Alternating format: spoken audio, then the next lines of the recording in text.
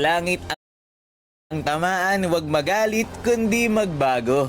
Paalala muli, ito ay pagsasadula lamang para mapakita ang mga nakakainis na ginagawa ng Dark System sa late game. Number 1, hindi iniingatan ang Holy Defense ng Torre. Yung Holy Defense po ay yung tulak ng Torre. Kapag nabasag na ang inner at outer turret sa same lane, bago mag 12 minutes, alam naman natin na may tulak ang Torre. Kapag maagang nabasag ang Torre nyo at wala pa namang 12 minutes, protektahan nyo yan. Iwasan nyo hanggat maaari na sumabog agad yan kung wala namang kalaban na malapit sa'yo. Huwag mo hahayaan na makapasok yan. I-clear mo na agad kasi sayang, malaking tulong yan sa pagde-def lalo na sa mga crucial moment kung wala namang kalaban na nang pe-pressure sa'yo. Isa sa mga sign na Dark System ka kung hindi mo iniingatan yan. Number 2, basta-basta na lang ginagamit yung Magic Sentry. Kung visible naman yung mga kalaban sa map, wag mo munang gagamitin yung Magic Sentry. Kasi yung iba basta may makitang Magic Sentry ginagamit agad eh. Ireserba mo yan kung hindi kita sa map yung mga kalaban. Lalo na kung magkaka-lord na para may vision kayo bago kayo sumugod. Number 3, eto napakadaming gumagawa.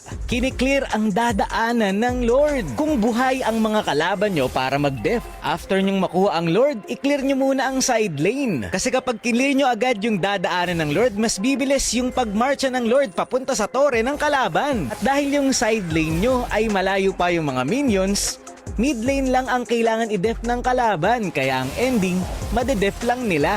Kung sa mid dadaan ang Lord, utang na loob, wag nyong i-clear ang mid. Side lane muna ang unahin nyo para sabay-sabay ang wave at mahirapan mag-def yung kalaban. Yung mga Dark System kasi, kiniklear talaga yung dadaanan ng Lord. Ang ending, hindi na-utilize yung Lord. Number 4, magi-spawn na yung Lord o kaya naman may Lord, nagpapa-takedown pa, hindi nag-iingat. Pag may paparting na objective, tapos nakakalamang kayo, mag-ingat muna kayo. Kasi kapag nagkamali kayo at kayo pa ang na-takedown, sila pa yung makakakuha ng Lord. Ang ending, makakambak pa ng kalaban. Kahit mananalo na sana kayo, natalo pa.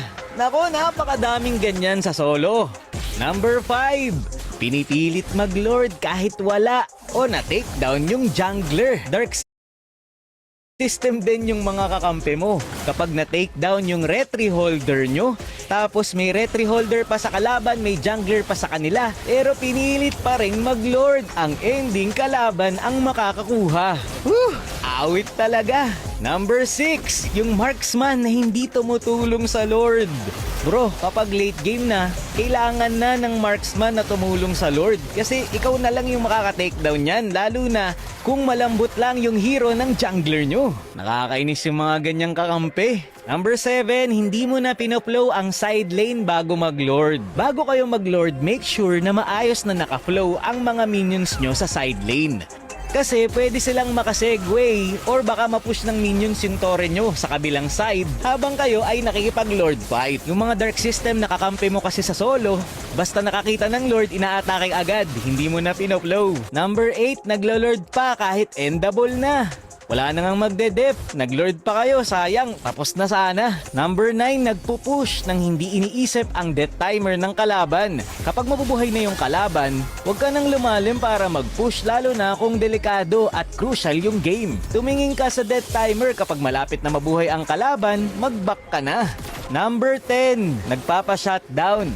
Kapag maganda ang score mo at malaki ang bounty mo, kagaya dito ang standing ko 6-0-10. Hanggat maaari, mag-ingat ka. Kasi kapag na-takedown ka ng kalaban, malaki ang makukuha nilang gold sa'yo. Kahit makapitas ka ng isa, hindi good trade yun.